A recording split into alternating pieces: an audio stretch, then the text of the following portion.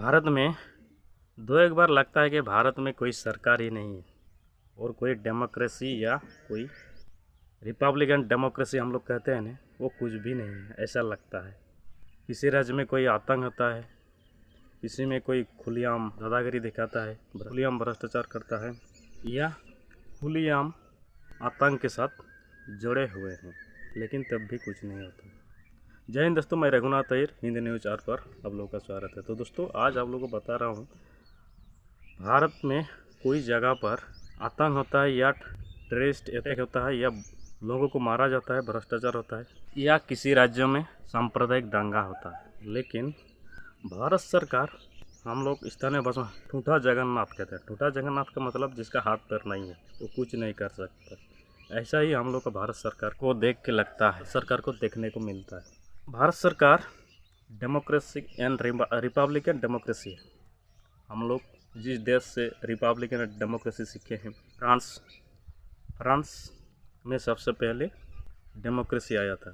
France में सबसे पहले डेमोक्रेसी लागू हुआ था, लेकिन फ्रांस में दोस्तों ऐसा दुर्बल या लाचार कानून नहीं है। ये सिर्फ भारत में देखने को मिलता है। अमेरिका या फ्रांस में कोई घटना घटता है तो सेंट्रल एजेंसी डायरेक्ट इन्वॉल्व होते हैं। फ्रांस में 18 प्रोविज़न है, मतलब स्टेट जैसा है, तो वहाँ पर फ्रांस सरकार डायरेक्ट इन्वॉल्व होता है। कोई आतंक या कोई भ्रष्टाचार या कोई फ्रांस का शासन का चुनौती दे रहा है तो वहाँ फ्रांस सरकार डायरेक्ट इन्वॉल्व होता है। फ्रांस का 18 प्रोविज़न्स है, मतलब वहाँ एक स्टेट जैसा ही है, उन लोगों को पावर है। लेकिन कोई अगर आतंक या कोई देश को चुनौती दे रहा है शासन में या भ्रष्टाचार कर रहा है तो फ्रांस सरकार उसमें डायरेक्ट इन्वॉल्व होता है। और वहाँ का कोई गवर्नमेंट या प्रोविज़न का कोई गवर्नमेंट फ्रांस का कोई यूनाइटेड स्टेट पर हमला हो गया बोल के विरोध नहीं करते। ये फ्रांस और भारत में फ़र्क है। ज़्यादातर हम लोग फ्रांस और अमेरिका को डेमोक्रेसी के रूप में जानते हैं और दुनिया के लोग उन्हीं को मानते हैं डेमोक्रेसी। लेकिन भारत में भी डेमोक्रेसी है। लोग कहते हैं भारत का डेमोक्रेसी बहुत ही अच्छा है, लेकिन दोस्तों मुझे तो ऐसा नहीं लगता। भारत का डेमोक्रेसी बहुत ही असहाय लगता है। दो एक बार भारत का कोई राज्य में खुलेआम आतंक होता है, भ्रष्टाचार होता है या टेररिस्ट अटैक होता है, खुलेआम करप्शन के भी आरोप लगा, लेकिन भारत सरकार खुलेआम वहाँ इन्वॉल्व नहीं हो सकता। लेकिन अमेरिका में 50 स्टेट है, 50 स्टेट है, वहाँ अमेरिकन सरकार डायरेक्ट, अमेरिका को हम लोग मानते हैं सबसे ज़्यादा डेमोक्रेसी है अमेरिका और फ्रांस में। लेकिन दोस्तों, अमेरिका का सेंट्रल एजेंसी यूनाइटेड स्टेट पर 50 स्टेट है। 50 स्टेट पर किसी पर भी भ्रष्टाचार या आतंक या कुछ भी आरोप लगे, सेंट्रल एजेंसी डायरेक्ट इन्वॉल्व होते हैं उन स्टेटों पर। वहाँ कोई सेंट्रल एजेंसी जांच का विरोध नहीं करता। किसी पर करप्शन का चार्ज लगे या आतंक का या कोई भी हो या दूसरा किसी एलिगेशन लगे, वहाँ सेंट्रल एजेंसी डायरेक्ट किसी भी स्टेट पे इन्वॉल्व होकर जांच करते हैं। वहाँ का 50 स्टेट का गवर्नमेंट कोई भी संघीय ढांचे में हमला हुआ बोल के आक्रमण नहीं करते और विरोध भी नहीं करते। भारत भी अमेरिका जैसा ही संघीय ढांचे है, और भारत में अगर कोई सेंट्रल एजेंसी ऐसा जांच करता है तो भारत में कहा जाता है कि संघीयों पर ये हमला है। लेकिन अमेरिका पर दोस्तों ऐसा नहीं होता है, वहाँ डायरेक्ट सेंट्रल एजेंसी इन्वॉल्व होकर जांच करते हैं।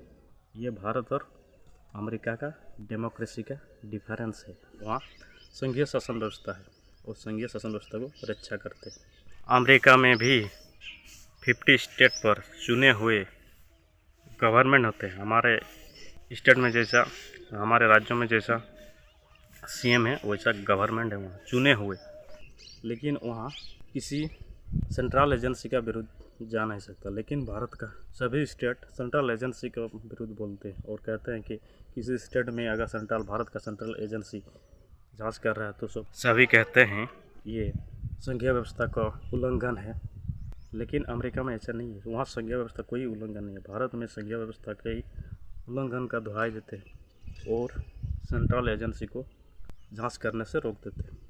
355 आर्टिकल 355 में लिखा हुआ है, कोई राज्य में अगर बाजी का आक्रमण हो या कोई राज्य में हिंसा भड़क गया तो सेंट्रल एजेंसी डायरेक्ट इन्वॉल्व हो सकता है।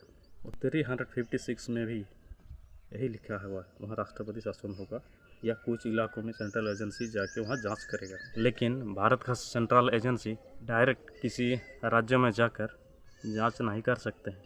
लेकिन भारत में ऐसा नहीं होता है दोस्तों। भारत में अगर ऐसा कोई कर लेगा कोई सरकार, तो उन पर आरोप लगता है कि संघीय शासन व्यवस्था ढांचे पर ये संघीय शासन व्यवस्था को ख़त्म करने का एक तरीका है, कुछ लोग आरोप लगाते हैं। लेकिन दोस्तों ऐसा नहीं है। अमेरिका और फ्रांस को देखिए, वहाँ कोई एलिगेशन लगता है तो सेंट्रल एजेंसी डायरेक्ट इन्वॉल्व होता है। भारत सरकार को ही अमेरिका और फ्रांस से शिक्षा लेना चाहिए और डायरेक्ट सेंट्रल एजेंसी को किसी भी स्टेट पर, भारत में 28 स्टेट है और 11 सेंट्रल स्टेट है, वहाँ पर डायरेक्ट इन्वॉल्व होना चाहिए सेंट्रल एजेंसी को। अमेरिका में भी डायरेक्ट इंटेलिजेंस एजेंसी वहाँ पर जांच करते हैं और भारत में भी ऐसा होना चाहिए। नहीं तो भारत में भ्रष्टाचार देखो, किसी राज्यों में आतंक देखो। भारत का कोई राज्यों में सांप्रदायिक दंगा होता है। भारत का कोई राज्यों का मुखपत्र बोल चुके हैं, राज्यों में कुछ सेंसिटिव इलाका होते हैं, वहाँ पर पुलिस का कुछ नहीं चलता है, डायरेक्ट इन्वॉल्व वहाँ का पुलिस भी नहीं होते। तो राज्यों का सेंसिटिव इलाकों में वहाँ का पुलिस भी डायरेक्ट प्रवेश नहीं कर सकते। कुछ इलाकों में पुलिस प्रवेश करने के लिए अनुमति लेना पड़ता है। भारत एक यूनाइटेड शासन, संयुक्त शासन व्यवस्था है, अमेरिका जैसे या फ्रांस जैसे। तो सेंट्रल एजेंसी को डायरेक्ट इन्वॉल्व होना चाहिए। रशिया के देखो, हम लोग प्रजातांत्रिक कहते हैं, रिपब्लिक तो रशिया से है, कम्युनिस्ट लोग लाए। तो रिपब्लिक शासन में भी डायरेक्ट इंटेलिजेंस एजेंसी इन्वॉल्व होते हैं, रशिया में देखो। तो हम लोग सेंट्रल एजेंसी का विरोध करेंगे और संयुक्त राष्ट्र पर हमला का उल्लंघन कहेंगे और सेंट्रल एजेंसी को रोकेंगे, तो ये भारत की शासन व्यवस्था के लिए बहुत ही एक चैलेंजिंग है और ये यूनाइटेड शासन व्यवस्था को बनाए रखना एक क्रिटिकल सिचुएशन हो जाएगा। संयुक्त शासन व्यवस्था चलाना मुश्किल हो जाएगा। यूनाइटेड शासन व्यवस्था को चुनौती देने के लिए एक बहुत ही एंटी इंडियन रूल जैसा है। हम लोग किसी राज्य का नागरिक नहीं है, हम लोग भारतीय लोग एक नागरिक है। हम लोग किसी पार्टिकुलर राज्य का नागरिक नहीं है।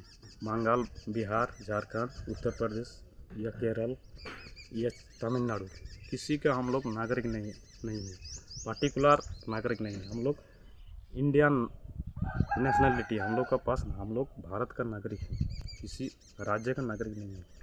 संविधान के मुताबिक आर्टिकल 355 या 356 के मुताबिक सेंट्रल एजेंसी किसी राज्य पर जांच करे तो ये क्या संघीय ढांचे पर हमला है? आप लोग कमेंट बॉक्स में ज़रूर बताइए। अगर हम लोग फ्रांस और यूनाइटेड स्टेट्स से शासन व्यवस्था, गणतांत्रिक शासन व्यवस्था लिए हैं, तो ये कैसे सेंट्रल एजेंसी जांच को राष्ट्रीय शासन व्यवस्था ढांचे का उल्लंघन बताएंगे? कमेंट बॉक्स में ज़रूर लिखिए। जय हिंद, जय भारत।